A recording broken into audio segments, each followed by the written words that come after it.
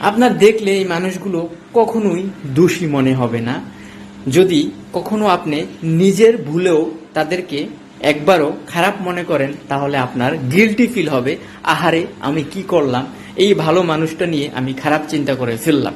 কিন্তু আপনি একবার কোনো ভালো কাজ করতে যান, আপনার নিজের সফলতার জন্য একটু সামনে এগিয়ে যান, বা কোনো একটা সফলতার রাস্তায় আপনি চলছেন, সেই রাস্তাটা এই ভাই ভাই এই আপন মানুষগুলোর সাথে লক্ষ্যে যাওয়ার আগে, সফলতা পাওয়ার আগে আপনি শেয়ার করুন। দেখবেন আপনার পা ধরে টানা হেঁচড়া করে আপনাকে নিচে নিয়ে আসবে।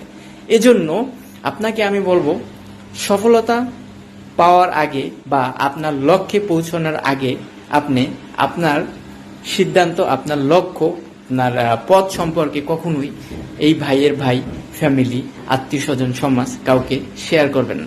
Thank you.